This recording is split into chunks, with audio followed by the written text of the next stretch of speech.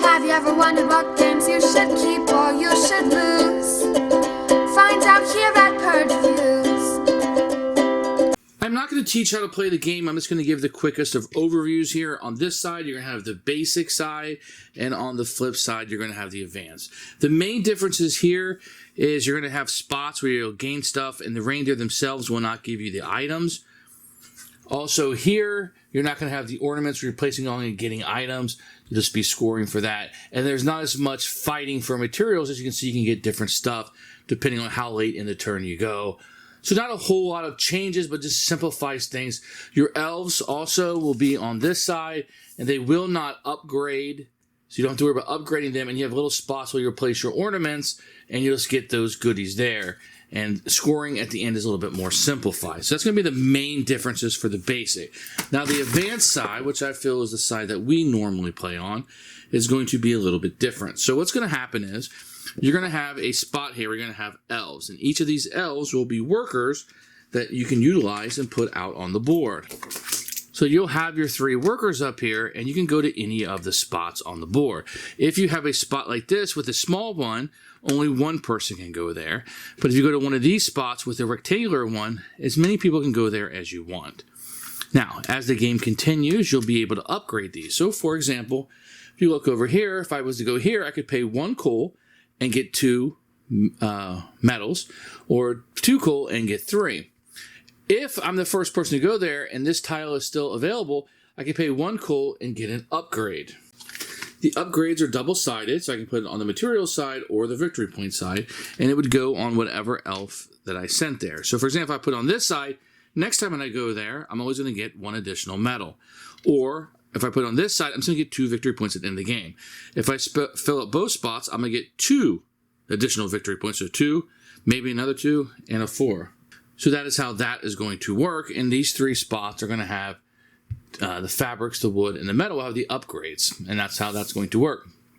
Now, at the beginning of the game, I'm going to have a couple of these filled up here. One requiring 2 wood and one requiring 4.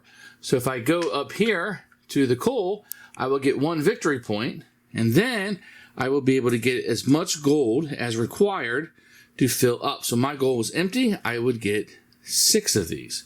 If I had paid 2 wood to upgrade this, my capacity would be more, so every time I go up there, I am going to get 3 additional ones, etc.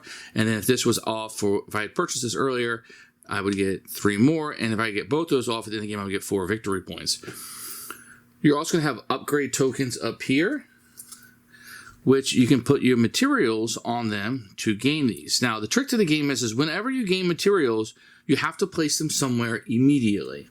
You either have to place them on one of your upgrade spots or on a card that you're trying to fulfill. In this case, in a 4 fabric and 1 blueprint. If you cannot place it, then you cannot take that spot. So I can upgrade these. Now, these first 2 upgrades will give me additional victory points when I go get coal.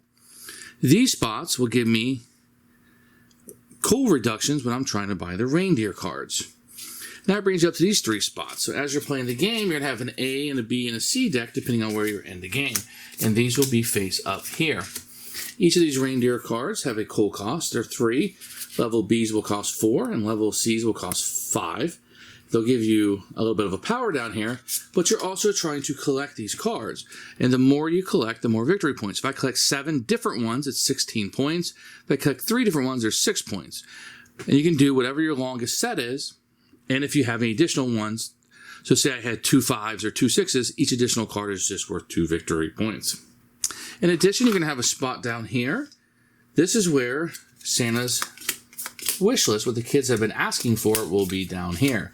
Now, if I go to this location, I can take 3. Any of the face-up ones are off the top of the deck. If I go here, I will wipe all these out, put new cards out, and then I only get 2. Where if I went here and I chose from this or the top of the deck, I would get 3. The other little spot on the board is going to be this spot down here. This is how you're going to get the blueprints. Remember, each of these cards are going to require blueprints to be on them. The first person that goes here will get 1. The second person will get 1. And the third person will get 1. Now, here's the trick to it. If a person goes here, they're going to get 1. If they want a second one, that's fine, but the first player will get 3 points. Here, you can get 1. If you win a second one, the first player will get another 3 points.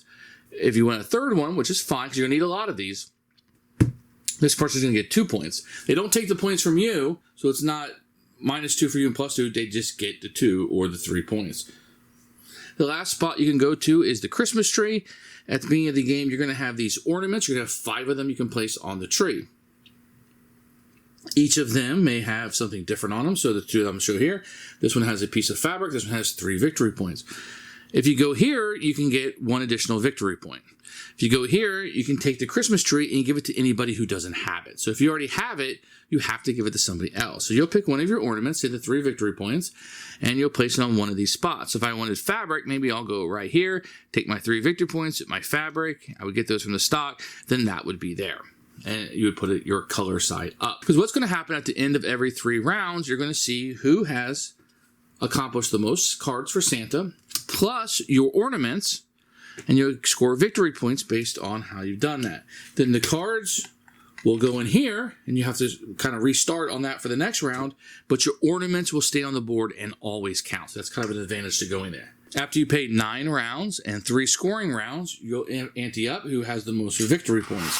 The victory points are printed here. For each material on an unfinished toy, you get 1. Any mat upgrades, so if you get both these are worth 4, both of these are worth 2, etc. And any reindeer cards, and whoever has the most victory points will be the winner of the game. Remember, this is the most advanced side. The other side is the basic game, and it's a little bit easier to play. And that's a quick overview of how you play Santa's Workshop 2nd Edition.